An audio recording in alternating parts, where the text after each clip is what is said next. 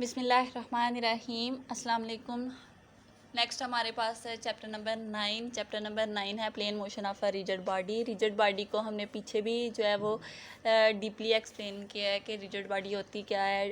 Rigid body जो है वो एक आइडियल बॉडी है। जिस तरह से एक सॉलिड बॉडी है तो उस पर हम लोग जो है वो एक्सटर्नली कोई भी फोर्स एक्सर्ट करते हैं तो उसके जो पार्टिकल्स हैं, बॉडी के जो पार्टिकल्स हैं, उनमें जो डिस्टेंस है उसमें कुछ भी चेंज नहीं आता है, कुछ भी नहीं चेंज आता, मतलब कि वो कांस्टेंट ही रहता है। तो वो हमारे पास होगी रिजिड बॉडी। ये आइडियल बॉडी है, ये रियल वर्ल्ड में नहीं होती है, लेकिन हम लोग बस कंसीडर कर लेते हैं। लेकिन चेंज आ रहा होता है, फिर भी हम लोग जो है वो कंसीडर कर लेते हैं कि ये हमारे पास है जो रिजिड बॉडी है। ठीक है, तो चैप्टर नंबर 9 में जो है वो हम लोग डिस्कस करेंगे मोमेंट ऑफ इनर्शिया।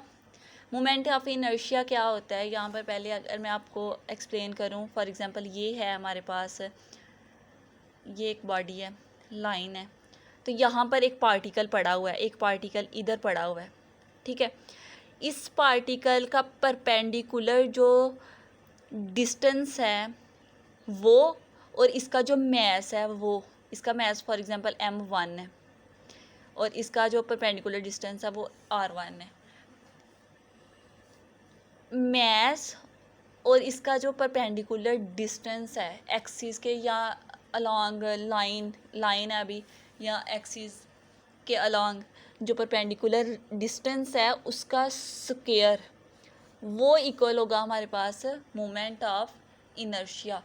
तो चलते हैं इसकी डेफिनेशन की तरफ। The moment of inertia of a particle of mass m about a line और एक्सिस, कि हम लोग जो है वो मोमेंट ऑफ इनर्शिया लाइन के अबाउट या एक्सिस के अबाउट जो है वो फाइंड आउट करते हैं। तो इसके जो है वो जनरल फार्मूला क्या होगा, is equal to M R square.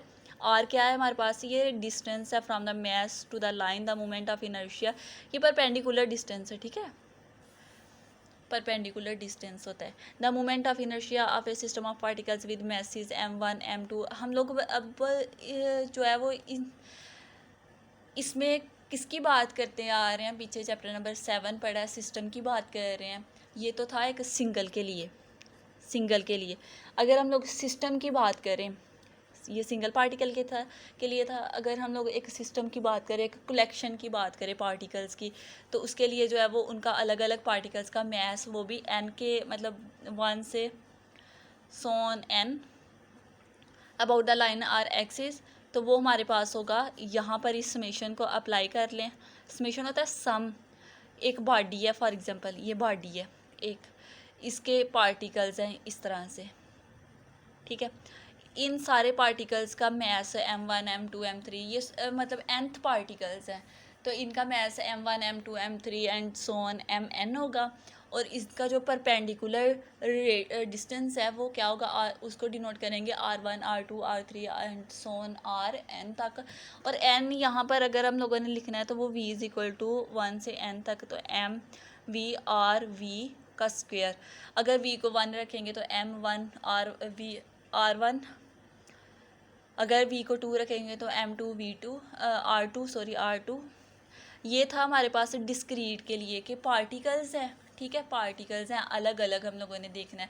तो जब पार्टिकल्स हैं अलग अलग देखेंगे तो होल बॉडी का निकालने के लिए मोमेंट ऑफ इनर्शिया, तो इसको जो है वो सम कर देंगे। ठीक है, तो अगर हम लोगों ने करना है कंटिन्यूस डिस्ट्रीब्यूशन हुई है, अगर फॉर एग्जांपल एक बॉडी है और उसके जो पार्टिकल्स हैं वो बहुत साथ जुड़े हुए हैं, कि उनमें कोई भी गैप नहीं आ रहा, वो कंटिन्यूस है। ठीक है, तो उसका जो है वो हम लोग इंटेग्रल अप्लाई कर देंगे, तो वहाँ पर जो एम मैस होगा उसको डी एम, और जो हमारे पास उसका जो डिस्टेंस होगा उसको आर स्क्वायर्स का नाम दिया। ठीक है, नेक्स्ट हमारे पास है रेडियस ऑफ जायरेशन।